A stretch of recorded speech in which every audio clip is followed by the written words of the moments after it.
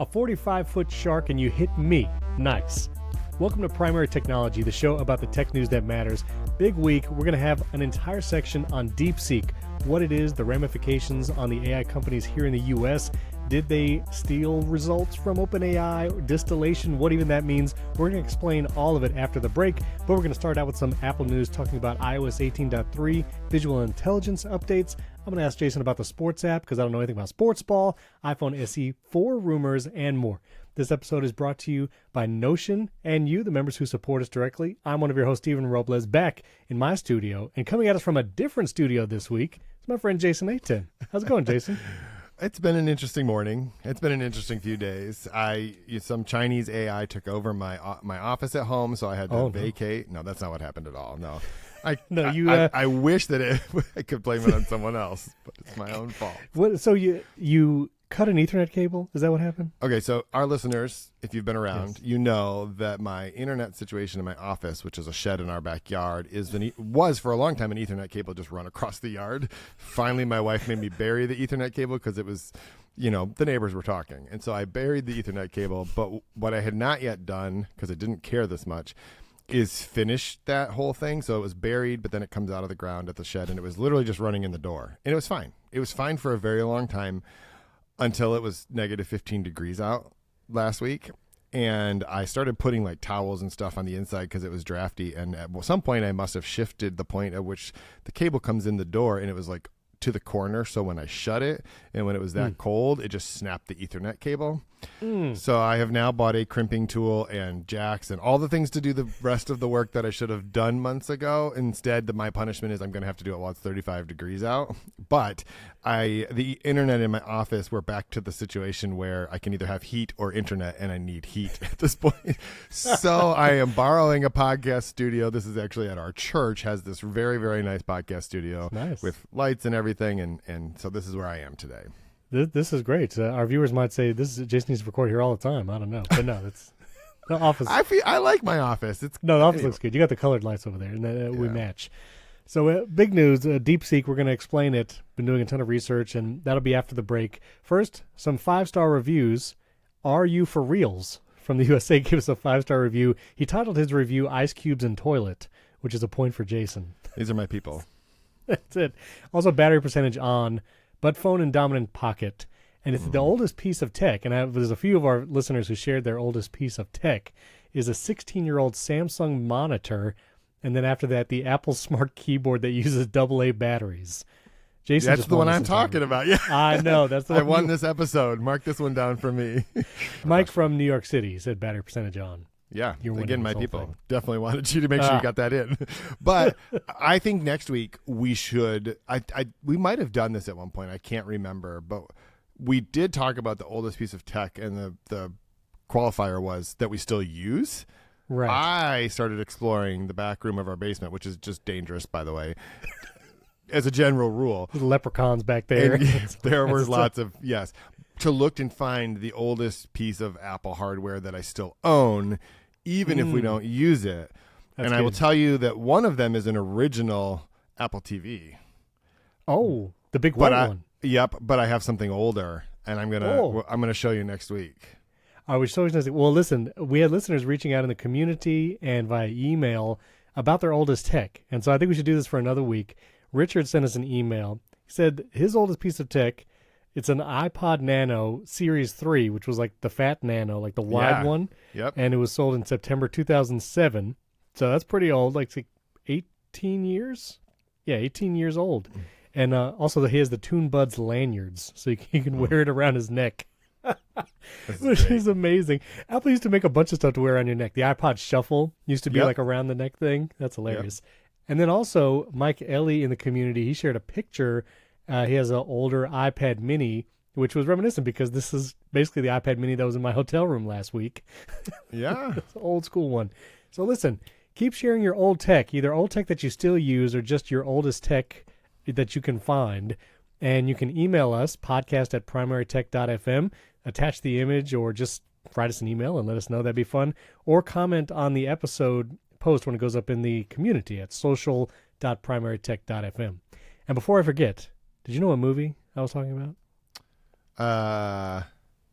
Okay, I have a guess, but only because of the way it relates to one of our topics. That's correct. I'm going to go with Deep Blue Sea.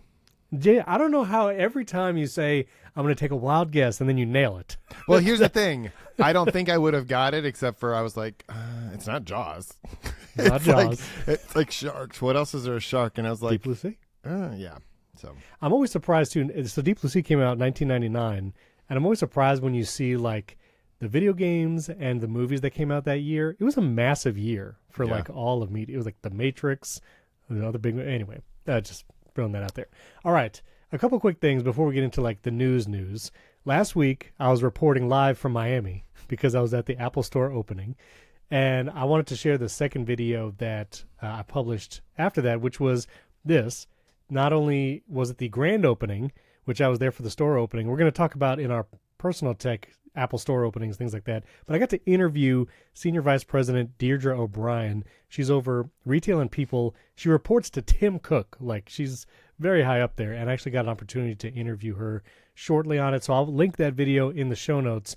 The most disappointing thing of that day is my last question for her was, does she have the battery percentage on or off on her iPhone? And the part about that was the disappointing is that she told you that I convinced her she should have it on. No, she did not say that. It's pretty close to that. She just didn't say my name. I appreciate that she didn't say my name, but she said she was a recent convert. She said she was a recent convert. What else can that mean? She listens to Primary Tech. Deirdre, we appreciate you. Thank you. Yeah, thank you for listening. Yeah. So my secret goal now is to interview every senior vice president at Apple in some short capacity at least, so I can ask about battery percentage. That's the goal. Also, Eddie Q was there at the opening. Eddie Q opened the doors with Deirdre O'Brien. Had no idea he was going to be there, and I really wanted to get a selfie and maybe ask him about battery percentage. He was out so fast. He opened the door, he waved, and then I turned around and he was gone.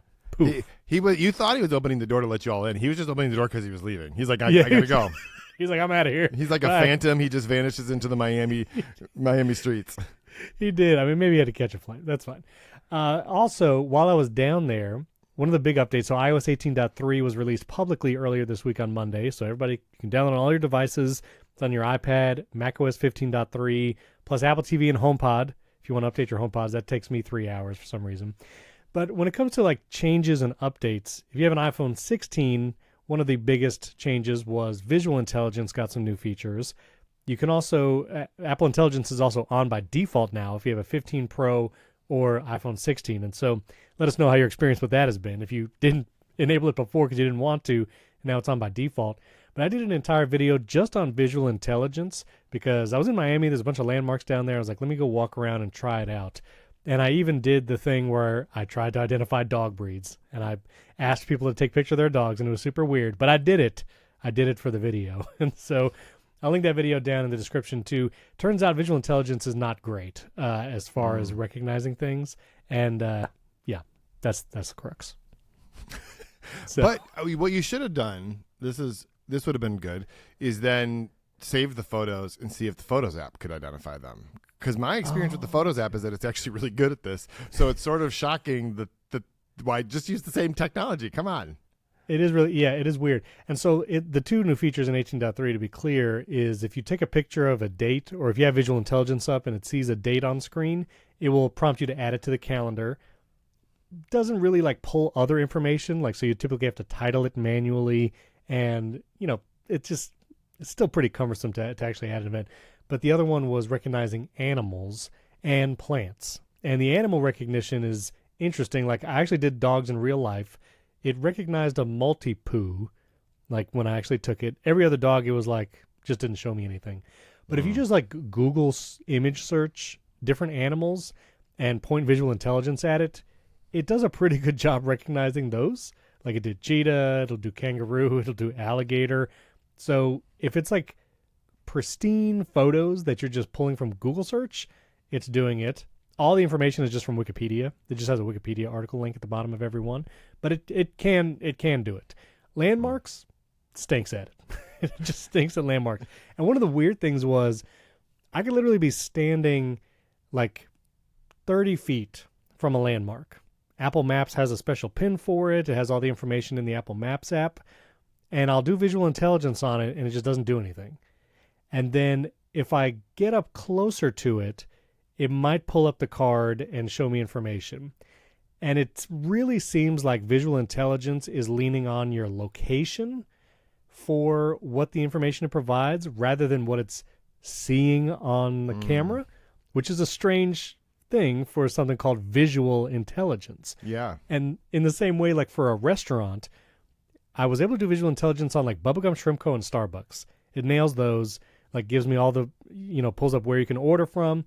But there were other restaurants where I'd literally be looking at the restaurant, the name of the restaurant is on the store, and I do visual intelligence, and it's like nothing. Doesn't show me anything. And it's like, okay, so you're clearly not reading the text, which it can. You can literally like take a visual intelligence picture of a book page, and it will OCR the text and even offer to summarize it. But for some reason, like a restaurant in front of you, it's just not going to do it. And if you get really close up to it, maybe it will, maybe it won't. So it still has a long way to go. Have you used it? I mean, did you ever? No, but I did just when I was going to plug in the iPhone 16 to use as a camera, it had to do the thing where like you've updated your software, and I'm like, I didn't even know that had happened on that phone because I only use it as a camera, and so it has so I'm excited. I won't do it now because that would be a weird experience for the people watching this video right now since it's serving as a camera. But I'm going to do that later. Yeah, play around with it. I would be curious your experience. I'll probably never use it in like day-to-day life, but it's there. It's helpful if like there's a number on like phone numbers and email addresses. It's really good at recognizing. So if you see a phone number on a building and you just want to call it real quick for some reason rather than walk in, you can do visual intelligence and it will just have the one button to call it. So it could do that, but yeah, the landmark stuff, business information, it's hit or miss. Now, I need to ask you about Apple Sports because I know nothing about sports ball. Although, I did during the Bills playoff game, or it was one of the, what was it, the AFC or NFC? The Bills were in the AFC Championship game. See, I don't know. But okay, the AFC. So I have a friend who's like super Bills fan, and I just wanted to know they were going to the Super Bowl.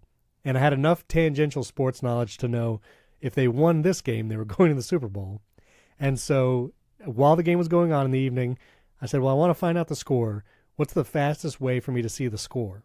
And I was like, well, let me try to just open the sports app on the iPhone and see like what happens. And turns out it knew exactly what I wanted to see. I opened the sports app and the score of the Bills game was right there, big on top with the live clock, the quarter. And I was like, okay, I open Apple Sports app maybe twice a year and it did what I wanted it to do. And now they added new features to it, which is like where you can broadcast games. It's going to include that info, at least where to watch national games in the app. So my question to you, because you're a sports ball person, have you been using the sports app? No, never. Jason shaking his head. The reason I don't like the sports app is I'm actually surprised that you got what you wanted out of it because it isn't designed for you to just do what you did, which is literally just like, oh, there's a game happening. Let me look it up. What it's designed for you to do is to follow certain teams, and then it will surface information when those teams are playing. So if you wanted to look for a game in the team you're not following because you don't care about the Bills the rest of the year, right? Then it's not really meant to do that. Like I just pulled it up and searched Bills, and the only option it gave me is to follow that team. It didn't tell me anything about any. Like if I search for the Bills, it doesn't even let me like tap on the word Bills to see like what their recent games were. It just all I can do is favorite it. So it's like, no, I just wanted to see I don't want to favorite them. They're not my favorite team. I just would search Google. Like if you type any team name into Google, it'll instantly bring up a card that shows you recent game score, schedule, that kind of stuff. It's still way a better experience. And I've done that before. And I will say I'm actually not following anything because I didn't want to get notifications. So I think just because it was a big game. It was the AFC Championship game. Yeah, that's the reason why. Yeah, it showed up. So, lastly, though, we were watching the Hunger Games movie the other night, introducing it to the kids, which also basically the AFC Championship game. That's fine. And it was like the climax of the movie, and I got a big old notification on the Apple TV saying like the Golden Warrior State. It's a heated game. Click here to watch. Big old notification covering the top right corner. I said, I never ever want that. And I know there's a way to turn it off. Do you know how to turn it off? But this is good, Stephen, because this is how you know that Apple is not tracking you. Because if it was, it would know that the last thing Stephen cares about is the Golden Warrior State whatevers, is what I think you just called them. So that's right. That's exactly. But it's not nearly as bad as when I'm actually watching a game, and then on YouTube TV, and the notification that pops up in the corner is, "You should watch this game. It's close." I'm like, "Yes, I know. Leave me alone. I'm watching the game right now." It'll notify you of the game you're watching. It has no idea. Exactly. Amazing. Yeah. I know there's a way to turn off those things. I forget how to do it, so maybe I'll look it up for next week. See what. Yeah, I don't know. Anyway, that was annoying. Apple Vision Pro, real quick. It also got visionOS 2.3. I put it on to charge it. I also put it on to watch the season 2, episode 1 of Severance. It's a good show. I'm about to start Severance because I need to be able to, it's at the point Wait, where I hold can. on a second. Yeah. You not see the first season? I've never seen any of Severance. Show's over. Severance is over, or this show is over? No. No, I'm just kidding. Jason, yes. Have you made it through Silo yet? I'm on episode 7 of 10. Okay, then get back to me when you're done, and then you can give me a hard time about not having watched Severance. I got mixed feelings about Solo. He's making me feel all kinds of ways. I was liking him, and then I was like, this dude's a little unhinged. That's exactly the way you're supposed to feel about Solo. Yeah, so I can tell. It's fine. I can tell. Okay, well, if you, Jason, Severance, you got to watch Severance. We might have to do a whole bonus episode just talking about Severance because I need to know what you think. And the second episode, the second season started out, and I'm like, it's amazing. Like, first of all, Ben Stiller, the director, I forget if the story came from somewhere or if that's a story that he and I'm not sure where it came from, but just so interesting, so compelling. And the acting in the first episode of season 2, there's just so many long shots and conversations that in so many other shows, like, you get bored and like I'm tempted to reach like to look at Instagram or whatever. And Severance just, I don't know, it just captures you. It's really engrossing. So please start. Can I ask a rabbit hole question real quick? Of course. We don't have much to talk about today. I'm just kidding. I've realized there are 2 types of people. That's a terrible way to start anything. You put the ketchup on the side, you put the ketchup on the fries. 2 kinds of people. That's a totally different topic we should talk about sometime. But when you were watching a show, do you sit there with like the Wikipedia summary of that episode and follow along to know what's happening? Okay, I was just curious. Do you? I mean, 100%. Wait a minute. Why aren't you just watching the episode? I can't. I don't know. I have a hard time. I have to like follow along to see I need to know what's going to happen. I don't have time. What? Man. Wait a minute. So when you're watching Silo, do you know what's going to happen in the episode before it happens? Silo is based on a set of books, and I've read 2 of them. So okay, fair enough. But for most, you can't do that with Severance. Don't do that. All right, I won't do that with Severance. Severance. How long is it going to take for me to like Severance? Do I have to watch like 4 episodes first? It's going to be so weird. But by the end of the first episode, you're going to want to watch. You're going to keep watching. Like, it's not going to be hard to watch the second episode. So, great. Yeah. I'm not sure if I don't know your wife that well. I don't know if she'll be into it, but it's super weird. Yeah, I wasn't planning to make her watch it. She's not going to want to. It's super great, though. And I did put on the Vision Pro to watch Severance because I think it's how you're intended to do it, as the Lord intended. But anyway. So they really only want 80,000 people to watch Severance is what you're saying. No. But also, so with Apple Vision Pro, so 2.3 came out. Not really a bunch of features, but apparently NVIDIA now supports cloud gaming with over 2,000 games for Apple Vision Pro. And I immediately I didn't understand exactly what this was. So I was in Vision Pro last night searching the App Store for NVIDIA and GeForce. That's not what this is. You have to go on Safari for the cloud gaming. So I was going to try it, but I couldn't figure it out last night. And then I missed this one line in this 9 to 5 Mac article. All of this happens through Safari's native Vision OS app. Then this is not really an announcement. Like, this is not really we made a thing for a thing. This is like internet browsers still work. Like, I don't understand. Yeah. I do think we should do a retrospective because February 2nd, it's going to be the 1-year anniversary of the Vision Pro launch. Yes, Sunday. it's my motivation to finally write the article that I've been working on now for 9 months, which is I use the Vision Pro every day, and here's how much time it saves me. So okay, yeah, please, yes, you should do that. So at this point, I just had to time it for it came out a year ago. I guess that's a good day to do this. There is also a new immersive piece of content coming out Friday, so tomorrow as we record, which is about like bull riding and rodeo stuff. It's like man versus beast is what it's called. So anyway, there's that. That should be fun. I like all the immersive stuff. I watched the ice swim. Did you see the ice dive? No, I'm not using it for entertainment. Wow, I'm using it to the get best work use done. case. The best use case. No, the best use case is that virtual Mac display. Let's be honest. That I will give you that. I did that while I was in Miami to edit video. It is pretty great. Not in the lobby. Amazing. I did it in the room. But anyway, Okay. last little like rumor thing. I just wanted to mention. It seems pretty clear that the iPhone SE 4 has leaked in the design. This is what it supposedly looks like. Single camera. Looks very similar to the iPhone 16 lineup. Flat edges, things like that. But notably, it looks like it's going to do away with the home button, and it's going to have a notch, not a dynamic island. So it'll be a notch Face ID iPhone.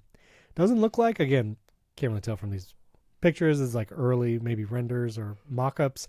But if it'll be Touch ID in the sleep button or if it'll be Face ID, I'm thinking Face ID. But this might be it. This might be the year, Jason. The home button goes away for good. On the phone.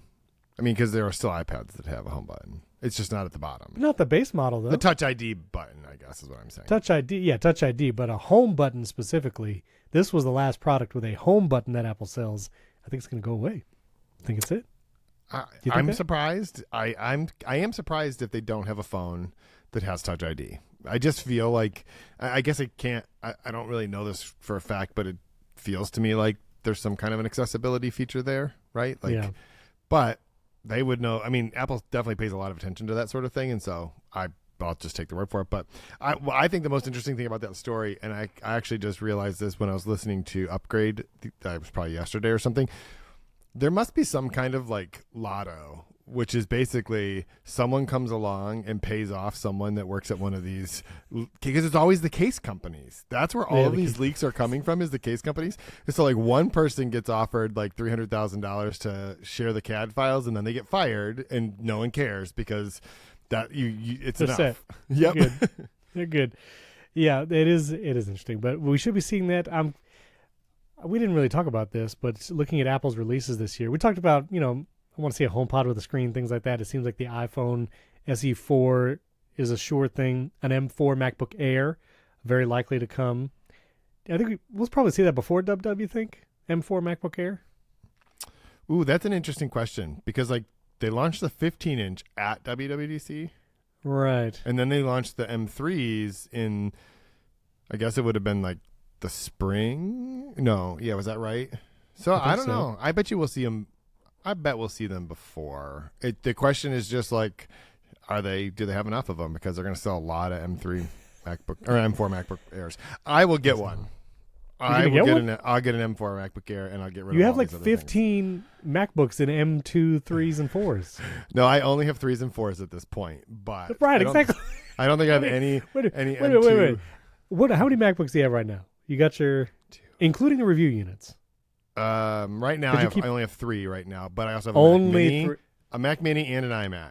So, but you have a MacBook Pro and a MacBook Air. I have 2 MacBook Pros and a MacBook Air. How many are actually your personal ones? Of those, one. One of those things. I don't have any review MacBook Airs. I'll say that much right now. So the MacBook Air is yours. Yes. Every time I think about, should I send this iMac back to Apple? I think, you know what? Jason has MacBooks from he like texts me and he's like, well, let me know when you send back the Vision Pro, and I will get a label for this. Which is like, I mean, isn't it past the date? Okay, never mind. Sorry. Isn't it past the date? It was. Listen, I'm going to publish an article on whatever Tuesday, and it's going to be fantastic. It's all been leading up to this. And then I can send it back. It's actually weird because I keep seeing people say like 1 year with the Vision Pro, and I'm like, I mean, other than the fact that you got one It's reviewing it? There's no way that you've had it for a year because the thing didn't come out until next month. So I don't understand. It's close. YouTuber time.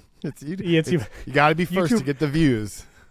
YouTuber time dilation. The thing is, there's no embargo on a 1 year with story because it's like, who's going to say anything? It's been long enough. And I'm actually using it a little more, meaning like actually once a week instead of twice a month. So you charge it once a week is what you're saying. I mean, I got to update the software. So, all right, we need to do a deep dive. I didn't mean to do the pun, but on DeepSeek. We're going to try to explain all of that and the ramifications. But before we do, I want to thank this week's sponsor, which is Notion. We've been using Notion this entire episode because that's literally where the notes for every episode of Primary Tech live. They're all in. I'm literally staring at Notion right now. And Notion is an incredible way to keep track of all the things, your notes, your personal stuff, your projects, and Notion AI can do a bunch of stuff with that data and help you be more productive and work faster. Literally, we've been using it since the beginning of Primary Tech to keep track of every episode. We have a huge database, and the sponsor information, everything is there. So listen, Notion does it all. Notion combines your notes, docs, and projects into one space that's simple and beautifully designed, and then you can leverage the power of AI right inside Notion, which is one of the huge benefits. Rather than having to copy and paste it into ChatGPT or something else, you can literally just use Notion AI right in your docs without jumping back and forth. It's a one place to connect teams, tools, and knowledge. And we're a team. We're a team of two. And this is where we connect all of our stuff. And unlike specialized tools or legacy suites that have you bouncing between apps, Notion is seamlessly integrated. And the fully integrated Notion AI helps you work faster, write better, and think bigger, doing tasks that normally take you hours in just seconds. Plus, Notion now has shortcuts actions. Thumbs up for that, so you can add stuff quickly into a Notion page or a document using shortcuts. And I finally learned how to add links on my phone. I learned that like several months ago, but you could literally just have a link copied on your clipboard, select text in Notion in the app on your iPhone or iPad, and you just paste it, and then it creates a rich text hyperlink. And once I learned how to do that, I'm sold. Notion has just been the one place where we just put everything. So try Notion for free when you go to notion.com/primarytechnology. That's all lowercase. The link's in the show notes. You can just click it there. Notion.com/primarytechnology to try the powerful, easy-to-use Notion AI today. And when you use our link, you're supporting our show. That's notion.com/primarytechnology. And if you're going to use it solo, like I've used it for like personal video projects for a long time, you can just do it for free. And that's been really useful for me for a long time. So notion.com/primarytechnology. Our thanks to Notion for sponsoring this episode. Speaking of AI, Jason, you could not go on the internet this past week without seeing the word DeepSeek. Yeah. DeepSeek is everywhere. DeepSeek. Took me a while to care about it. I had to realize, what is this about? What is this for? So I'm going to try and boil down what is DeepSeek, why it matters, and we're going to talk about the ramifications. And then Jason has a great article talking about like Sam Altman's response, Meta's response, NVIDIA. NVIDIA lost $600 billion of market value because of this DeepSeek announcement and what came forth. So what is DeepSeek? DeepSeek is a Chinese created and developed LLM AI product. It is very similar to ChatGPT. It's an app you can get on your phone, at least for now, until it gets banned, a la TikTok. For real. We'll talk about privacy and security ramifications in a second. But it's an app. It's also a website. And it is a chat bot like ChatGPT that you can use to do your AI queries. So it's led by CEO Liang Wenfeng. It's 2-year-old, and it originally was a Chinese hedge fund, which then out of it grew DeepSeek as this AI company. It is focused on AI, trying to build artificial general intelligence like OpenAI and all that kind of stuff. But the biggest things are, it seemed to come out of nowhere, but it has been being developed over the past couple years. I think it was back in 2021 or 22.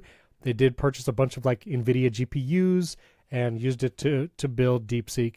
But the biggest thing, or the biggest point of information about DeepSeek is what it cost to train and develop, which seems significantly cheaper than what American AI companies has been claiming it takes. So for instance, I believe Sam Altman in OpenAI has said it took something like $100 million or something like that, or much more, to train ChatGPT 4 or whatever, to create that foundational model. And DeepSeek is claiming it created its reasoning model, which is R1. There's also a secondary model called V3. Think of that as like ChatGPT 4 as their version 3 and ChatGPT O1 as DeepSeek R1, a reasoning model. But that it took them just about $6 million to create this large language model, which is a massive difference. And if it is true that DeepSeek created, trained, and has developed this model, which is seemingly as useful-ish, we'll get into some details in a second, as ChatGPT, then the amount of money that AI companies here in America have been saying it takes to develop these models is way blown out of proportion. Sam Altman has been out here for the past year saying if we just dump billions of dollars, we can create whatever.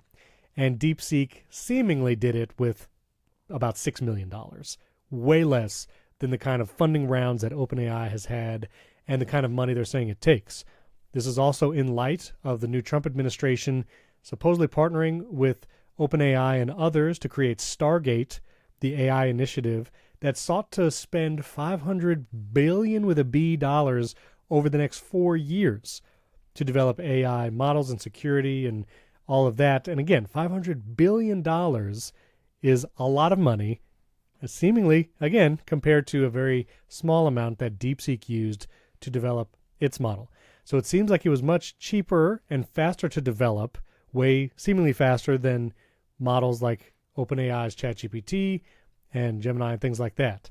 So it's a bit of an arms race. Now, with this news, NVIDIA stock took a huge hit, 17%, which that stock has been pretty inflated over the last year. We've talked about that a lot. And some are saying maybe that was just a correction for the market and this was an opportunity for that just kind of like go down or whatever. And the final piece of news before I want to, Jason, hear your thoughts.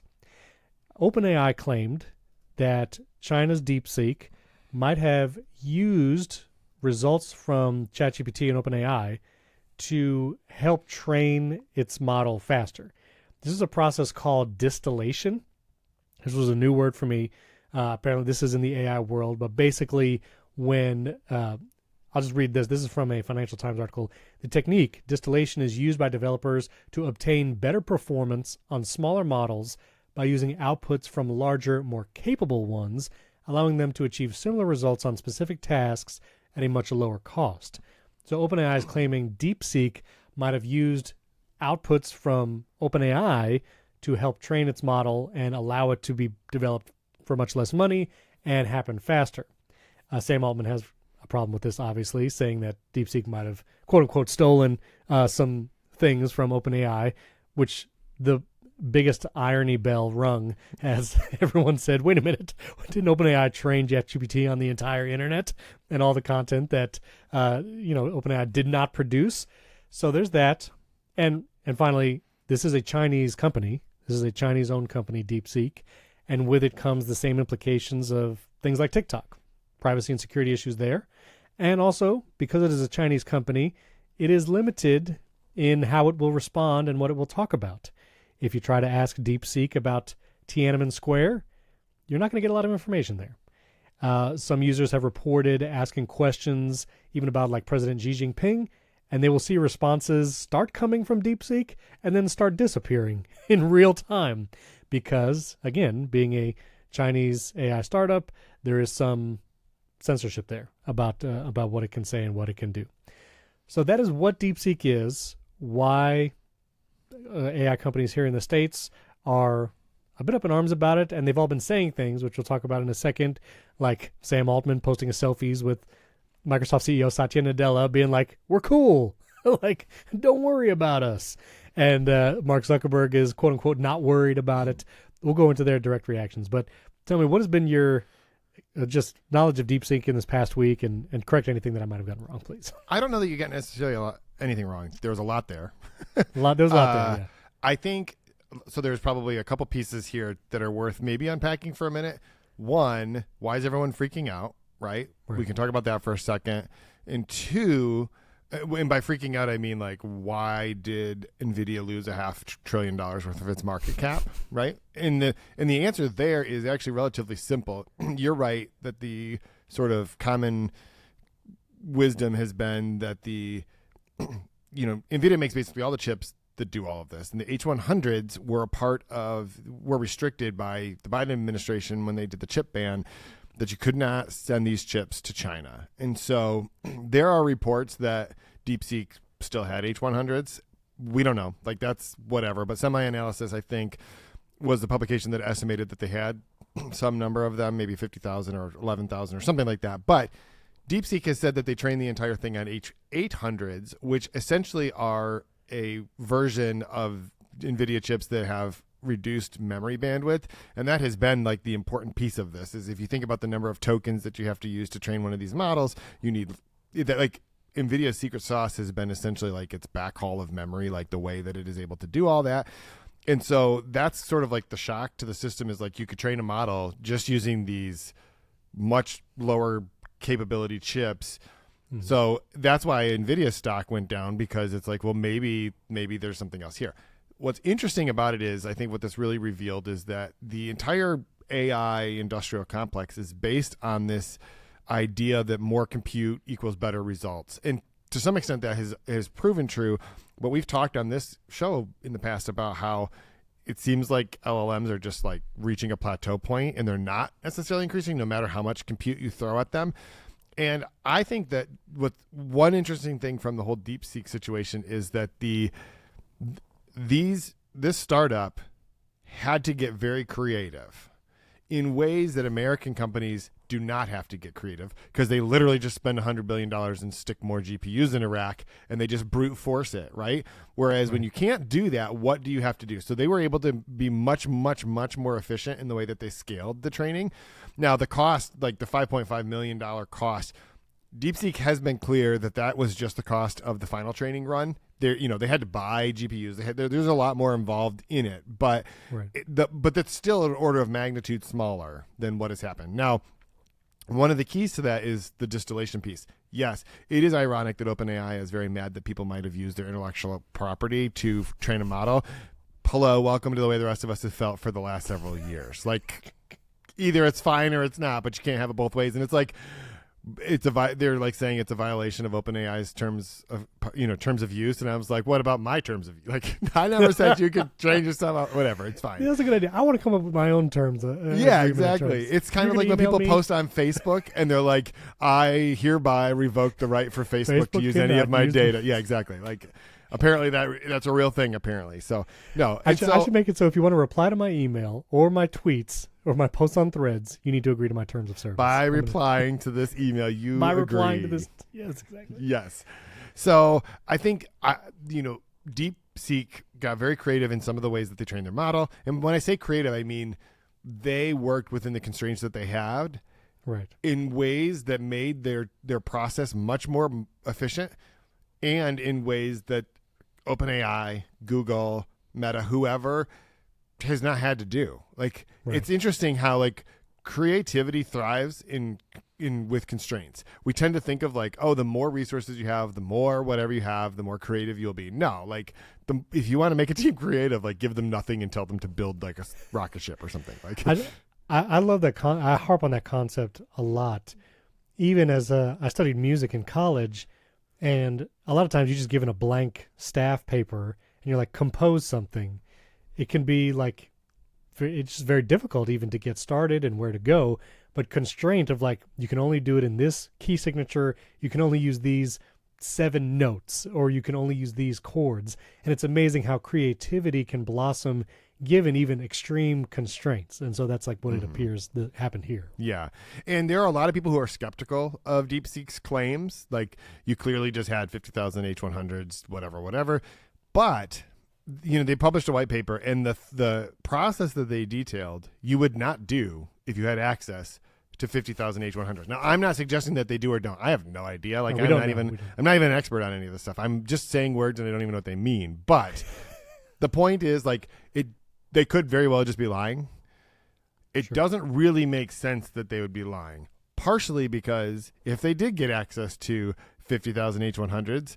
Like, it's illegal for them to have them, but like, it's not like the Justice Department can just show up in China and be like, give us them back. Like, the people who would have broken the law would have been the people who sold them to them in the first place, kind of a thing. Right. So it's like, which would have been an American company, basically.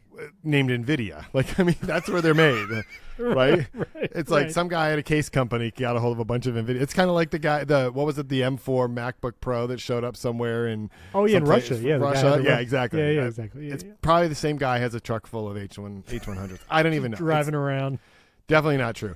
But the difference is, it's still going to take the massive amounts of compute to develop what they call like the leading edge or the frontier models, right?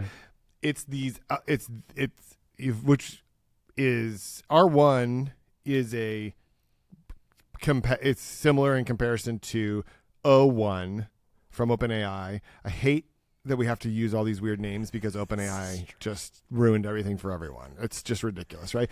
But R1 is based on V3. So everyone freaked out with R1. The stock market tanked basically on Monday.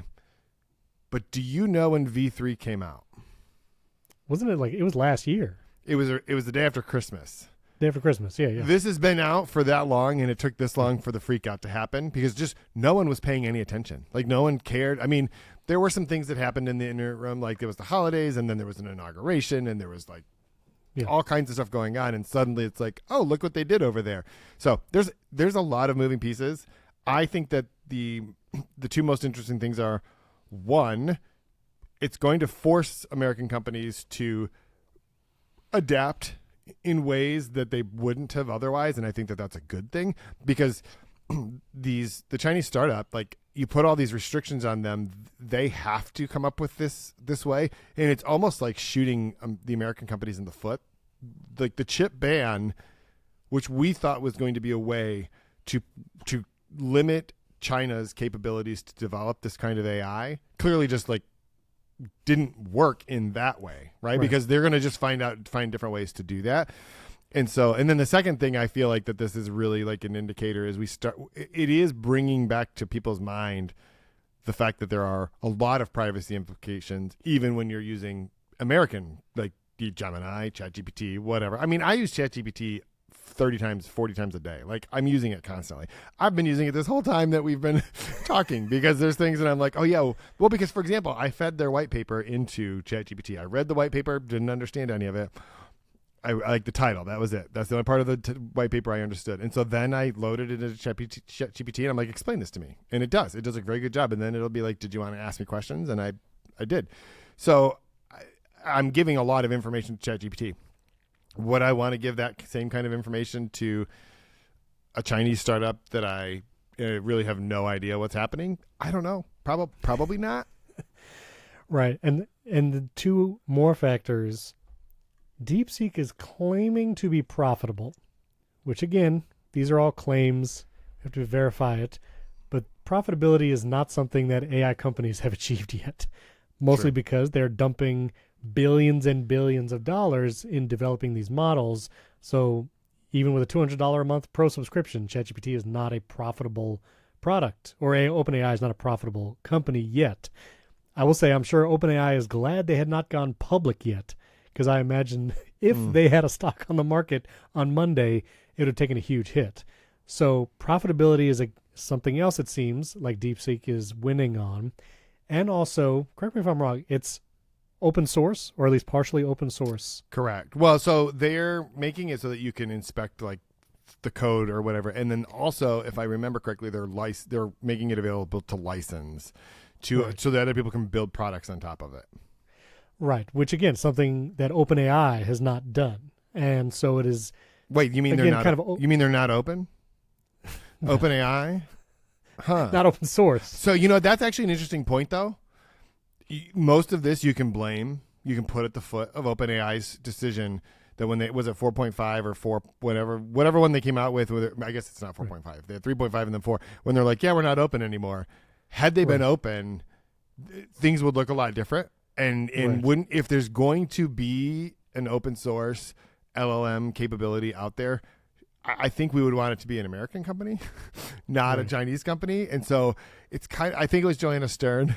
This was in context to Sam Altman's complaints that how dare someone scrape the internet of information or scrape our Right, yeah, information that's and very feed it into good. their thing, where she talked about karma's something. And I think that like on this at the same time, like you make these decisions have consequences. One of those consequences is there is now a Chinese LLM that's willing to be like, yeah, we're open source, like have at it. Right, and so that's again a new question: as are these large language models and AI companies? Would it be better if they were open source? Would development happen faster? Could it be cheaper? Now, notably, Mark Zuckerberg over at Meta, their LLM, codenamed Llama, is open source, and that is one of the reasons why Mark Zuckerberg says he isn't worried about DeepSeek. He also plans to incorporate whatever they find in DeepSeek back into Llama. Now, Meta doesn't have as much, I will say, skin in the game when it comes to their LLM, meaning it's not a product that they monetize. There's no subscription for Meta Llama. It's basically in your Facebook Messenger and Instagram app and creating clones of creators for Instagram DMs or whatever. So he has less to lose than a company like OpenAI, whose entire business is ChatGPT and large language models that are generating stuff, and they monetize by having people pay for either API access on the commercial side or for their ChatGPT Plus or Pro subscription. So again, raises the question, is an open source LLM the future we want? And that goes against how OpenAI is running. Now, you wrote an article about Sam Altman's response. Can you tell me about that? Well, so this was, just to be clear, not the response where they're mad. This was, when it first came out, he posted on X that he found it impressive and that it was invigorating. And it is impressive. Sure. But it was interesting to me that it took this to motivate the CEO of a company that is taking money from customers, that this is what it took for them to be like, we should make our stuff better and we should release things faster. It's like maybe the fact that you're taking money from people should motivate you to make the products faster. But again, we've talked about this a bunch of times. There's a difference between when you are building products in order to attract investors and when you're building products for customers. And even though you might be doing the two things at the same time, there's definitely a shift in the mode. And right now they're still building stuff to get more investment, not necessarily to please their customers, though they have people paying $20. Now, one thing they did do, and this is not, I didn't even reference this in the article, but they did say, and this happened like so fast, it was amazing, because they talked about they're going to make some of the O1 capabilities available like on their free tier, and then they came out after R1 came out, and they're like, and we're going to make it for the Plus plan, which is, I think that's what they call the plan that you pay $20 a month for, but you will now get like, is it like 100 queries a month or something with O1? Like basically what they're saying is they're like, please don't go use that. Please don't go keep paying us the money.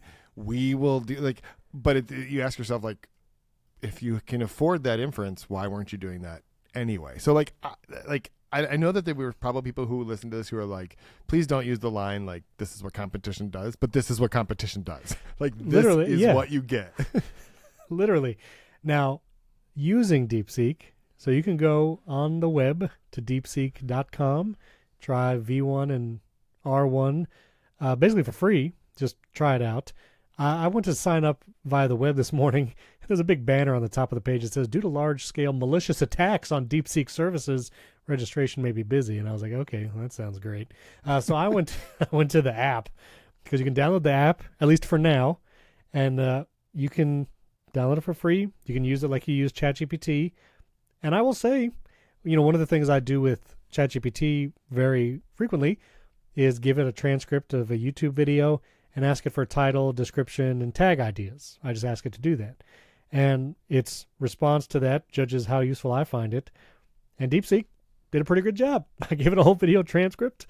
It was really long. Gave me a title, description, gave me some chapter markers, which I'm like, I don't know how you got timestamps from a transcript, but there were no timestamps in the transcript. It's just plain text, no numbers or times. But it seemed to guess what the time might be, and gave me a list of YouTube tags. Typically, I have to ask ChatGPT to give that to me in a comma-separated list, but DeepSeek, they did it automatically. It just gave it to me exactly how I want it. And bottom line, it's not bad. It's pretty good. if you use ChatGPT for things, you could replace it with DeepSeek at least right now, and it seems like it would give you on par responses. You've used it a couple times? Yeah, I used it some, and I just fed it the article I wrote, an article I published. And one of the things I've noticed is it does a good job of summarizing, but it also gives you a significantly longer summary than ChatGPT. Like a lot of ChatGPT summaries are like 3 sentences. And this was like 3 paragraphs. Now, it was only like a 9-paragraph article, but the point is so it's like, I'm not sure how much you actually summarized it, but I didn't have time to read the whole thing, but it actually did a pretty good job explaining the points of that article and recapping sort of the takeaway. And I mean, it meets the standard of yep, it did the thing I asked it to. So exactly. Now, finally, the privacy and security concern. Again, this is a Chinese-owned company, a Chinese-developed AI. Again, if the TikTok fiasco recently has been any indication, the U.S. government might have some things to say about that. It's under investigation right now in the U.S. and Europe, DeepSeek is, and it was actually removed from the App Store in Italy right now. And so if you want to download it, now's your opportunity, I guess, to see how long it'll be in the U.S. App Store, at least on the iPhone and Android devices. And side note, people were asking on social media what's going to happen to TikTok. I think we're still in a we don't know phase, right? We don't know. The latest news apparently is that Oracle and Microsoft are going to buy it. This is so weird. Which is, here's the thing. That's exactly the scenario we were looking at 5 years ago, was that Oracle and Microsoft are going to buy it. And then we ended up with this weird Project Texas where Oracle manages the servers in the U.S. and Satya Nadella went on stage and he's like, that was the weirdest weekend of my whole life. They tried to get us to buy now apparently they're back to it. I don't know. I think still the most likely scenario is that there's some kind of a weird deal, but that weird deal isn't actually going to meet the requirements of the law. And so there's going to be an attempt to get the House of Representatives to change the law and then pass the Senate so that it meets the form of the deal, but that's not going to work. And eventually it's going to end up in the Supreme Court again. And I think the most likely scenario is that TikTok is going to end up going away still. I know people are going to be mad at me for saying that. I think that's still the most likely. But again, I don't think it's the only scenario. I think it's still the most likely scenario. I don't think that Microsoft can buy TikTok and have that actually, again, the world is weird right now. So in a normal world, I don't think it would pass regulatory antitrust scrutiny for Microsoft to buy TikTok. Yeah. So we'll see. But anyway, that's DeepSeek. Hopefully that has explained what the big deal has been this past week, how it has shaken up American AI companies, and going forward, what it means for not OpenAI, but open source LLMs, the price to train these models, and where the money might go in the coming year. But stay tuned. We'll cover it as it develops. Real quick, I'll do other couple quick things. Mark Zuckerberg, Meta had its earnings call earlier this week, and he wants to make Facebook great again. He wants to bring the platform and make it feel like it did back in the day. And it seems like talking about Facebook specifically, not just all the things, because Meta is now the company, but Facebook. So I guess maybe they'll bring the poke back. Remember the poke? Well, they are bringing, if you look at Instagram, they just added the feature where you can see all of the reels that your friends like. And by the way, the teens, not happy about this at all.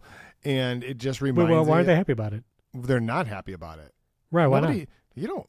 Okay. Do you remember when the news feed came out on Facebook?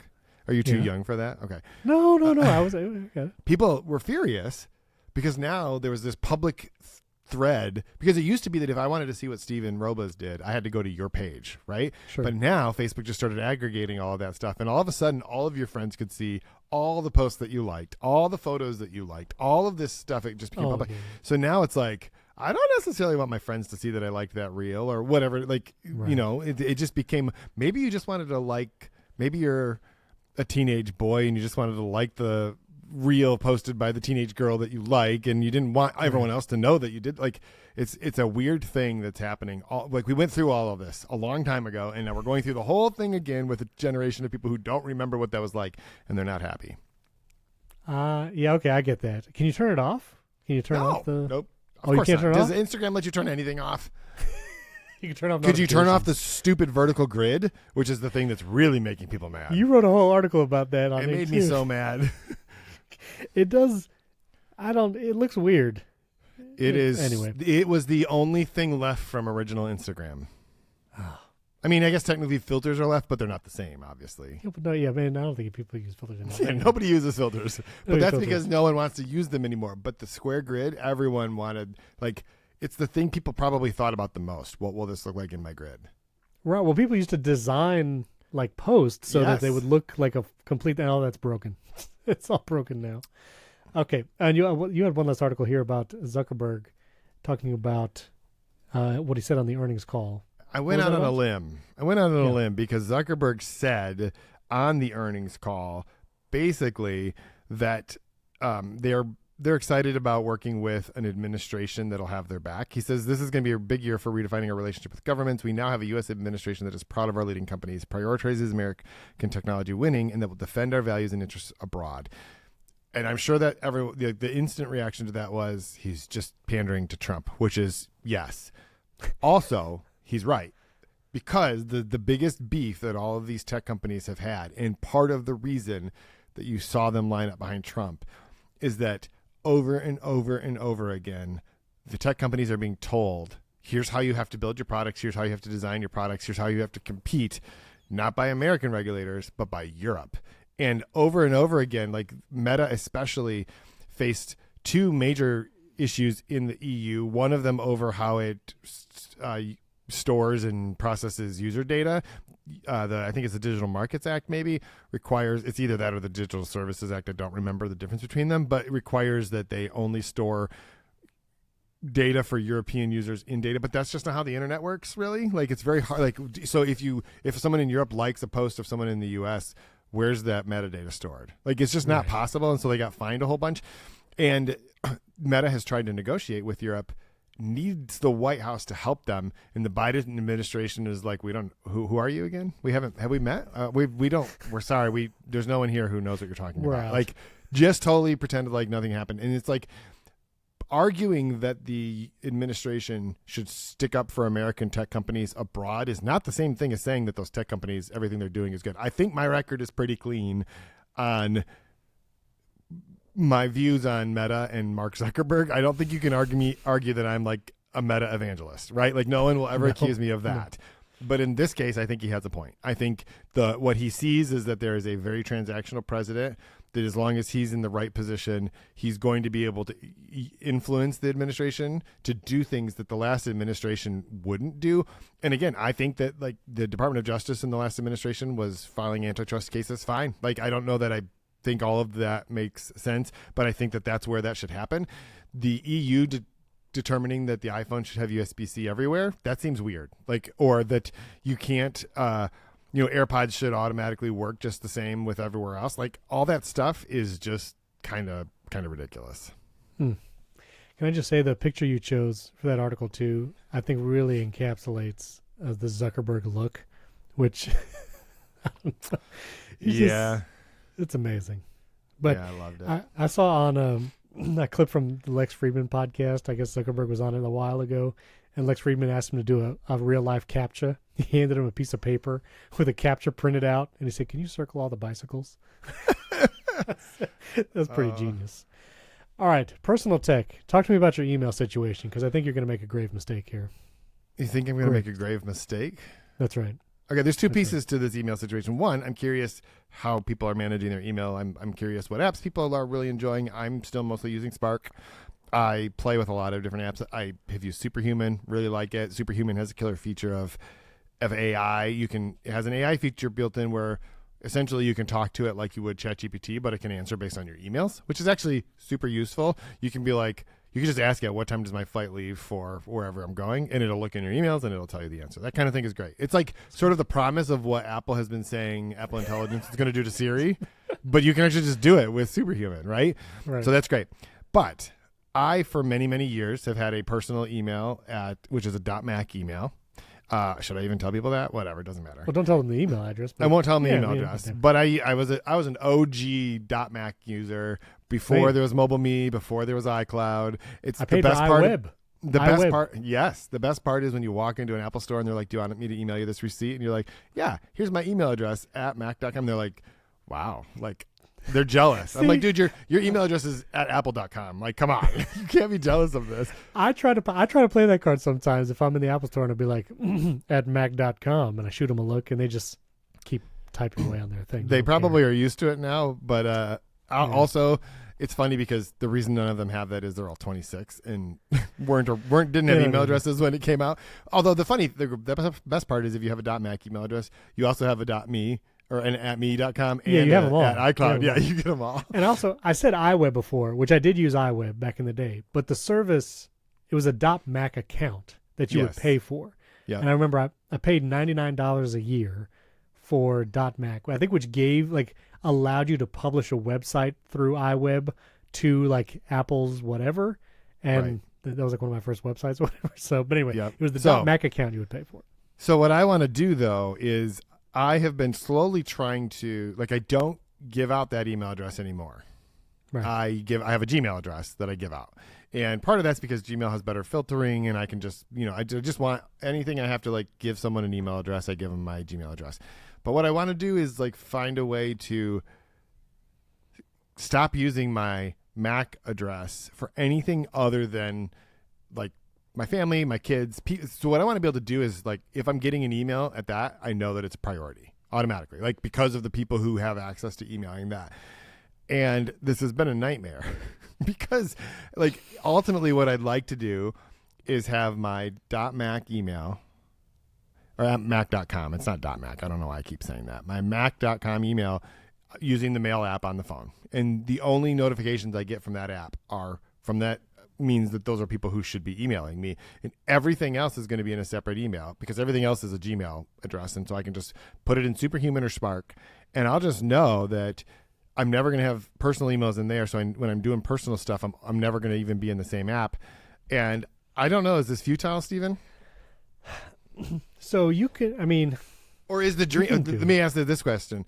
Does the dream make sense? I want to have an email address that only certain people can email so that I know, because here's the thing. I get so much email every day, hundreds and hundreds of messages. And what I want is to be able to open a different app and know this app just has the emails I care about. So here's the thing. I'm going to tell you how I use my email and maybe it will good. Give you a tip. So my Mac.com Apple address, it's also my Apple ID. Yes. And I always tell people when they set up a phone or if they're creating an Apple ID, just use Apple's default mail because it gets messy when you use a personal Gmail or whatever for your Apple ID email. Anyway, that's the thing. I don't do anything with that email address. All it is my Apple services stuff, like my Apple ID and then Apple purchases, whatever, and that's it. I don't use it for anything else. And then I don't even have it syncing mail to some of my devices, because it's just receipts from iTunes or whatever. So I don't do anything with that. Then personally, I like to consolidate everything where I don't have to go to multiple places, which is going to seem contradictory in a second. But what I've done is I have a fast mail account, which is my personal and business email. But I prodigiously filter my emails. And I do that in a couple ways. In fast mail, I have many rules set up. I've talked about this rule a lot of times, but I have a rule where if the word unsubscribe or manage my email preferences, if either of those phrases are in the body text of an email, that email immediately gets sent to a folder rather than hitting my inbox. So that one filter alone cuts down on a ton of spam. Now, I check that folder pretty much every day, but I just scroll through it quickly and see if there's anything there. And that allows me to not feel like I have to do things with those mails, but I can still see it. And then they sponsored my videos a long time ago, but I pay for it now.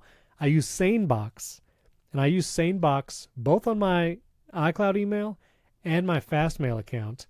And SaneBox does a really good job of filtering things, and then you can train it. So you can give it a whitelist of people you know, or even when you get emails, you could tell it, this person I want to put on my whitelist, always send them to my inbox. And doing that for the past 6 to 8 months, my inbox is really clean. I'll only get a couple new emails in there a day, and they're ones that actually matter. And then typically what I will do is I'll jump into the mailboxes. I'll go to my newsletter mailbox, which where that unsubscribe filter goes, see what's there just for a second, a quick flip through it. And then I go to the SaneBox folders. One is like SaneBox Later, one is SaneBox News, just to see if there's anything there that I needed to do anything. And for me, I know that seems like redundant. Like, why don't you just have that all in your inbox and just deal with it all there? For me, I operate on inbox zero. I really try to get to no emails in my inbox at the end of the day. And if those were all hitting my inbox, then I would have to take action on all of them, either deleting or sending them to a folder proactively or manually. Whereas in the system I have now, I can jump into those folders, quickly see the emails, reply to one if it warrants that, but I don't feel like I have to do anything after that. Like, those emails are living in archived folders that I just don't think about, and then I can live in my inbox where I really just see emails that I want to see. And then thirdly, I use the VIP feature like pretty significantly, which I don't know if Spark has a VIP type feature, but that's one of the main reasons why I use the native mail app, because I can mark people as VIP. One, I'll get notifications just for those people, and I'm very selective on who's a VIP. And there's a VIP mailbox. So if you really wanted to, you can go to the VIP mailbox and mail and just see messages from the people you've marked as VIP. And so rather than have like two apps or two different accounts, I basically put everything to my fast mail and then filter it both with my unsubscribe, manage email preference filters, SaneBox also filtering it, and thirdly, VIP to really mark the important people. And that has been a good system for me recently. I think if I had hit this, the only way this works, I've been thinking about this as you've been talking, which I was listening to what you were saying. No. But I think that the only way this works is if I created a new email address and only gave that to the people I actually wanted to be able to get a hold of me personally all the time, and then just left everything else alone and said, whatever, c'est la vie, whatever happens. Because what I want is to not have any email in that inbox that's not from a person that I actually feel like is important to hear from, not work related. Here, I think the one false presupposition you might have with that is that even if you created a new email address today and only gave it out to people that you want to be in your inbox, enough time passing, that will get out there. Like, you will get spam to that email address. At the very least, someone adds that email to their contact, to your contact on their phone, and they download an app that asks for access to their contacts, and they say allow all, your email is going to be out there. And so I do not believe that even if you are super careful, that it can't, like, it'll get out there eventually. Just give it enough time. So the other two things I do, my .mac email address, I've had it for a long time. And so one of the things I did was I actually I have an auto forward that sends all my email from that .mac email to my fast mail. So, and then it still goes through all the filters because it's going through the fast mail stuff, but then I can still get like my Apple receipts or whatever in the one place, and I can filter them how I want. And I also have forwards from my personal Gmail that I had for a long time and that I attached to my Google, like, YouTube stuff, and I will forward certain emails from there into fast mail. And so I'm still getting the email from my long-standing email addresses in one place, my fast mail, but they still go through all the filters. Now, the one bug that has been bothering me, and again, this is something you would have to deal with, when I buy something through Apple Pay, either on the web, in an app, or whatever, like on my phone, I've told it so many times, when you go to the settings app, you go to wallet and Apple Pay, you can set the email and phone number that is sent to a merchant by default when you make a purchase, and it does not stick. It does not stick. It always goes back to my .mac because it's my default Apple ID, and I just made a purchase yesterday. It was to renew my stupid license tag. It was like Hillsborough County, and they actually had Apple Pay. I was like, oh, I can Apple Pay my registration renewal. Let's do it. and I didn't take the 2 seconds to look at what email and phone was being sent through the Apple Pay transaction, and it defaulted back to my .mac.com address. And I was so mad. I was like, and then the receipt eventually came to my inbox because it hit my Apple ID email. It was forwarded to my fast mail, and I saw it, and SaneBox put it into a folder, and I saw that it was there, and I was like, okay, well, I have it in my fast mail, so it's fine. But that part I try to be very careful about to make sure, because it keeps going back to my .mac address for whatever reason. But that's the only monkey wrench in my system. All right, listeners, email the other guy at primarytech.fm, and I want to hear what you do. I want to know. Yes. Tell us your elaborate Rube Goldberg email machine. That's what I have. Yeah, or we could just go select all delete. That's what I might start doing, just every day. Listen, I'm not opposed. My mother-in-law, I think she has 100,000 emails in her Hotmail. And I'm like... in her Hotmail. Well, that explains it right there. You got to declare bankruptcy on that. You can't even. All right, well, let us know. You can email the other guy, primarytech.fm, or emails your old tech, too, podcast@primarytech.fm. We want to see it. Or you can join the community at social.primarytech.fm. That's a website, and you can go there, and there's a new post every time we publish an episode, and you can comment on it. And if you have a picture of your old tech, or just tell us about it, we'd love to share it on the next episode. And we're going to go record a bonus episode about my grand opening store experience, and Jason he has an interesting Mac Mini story. So we're going to talk about that.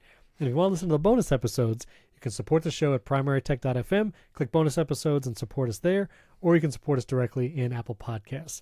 Leave us a 5-star rating and review in Apple Podcasts too, and you get a shout out at the top of the show. Thanks for watching. Thanks for listening. We'll catch you next time.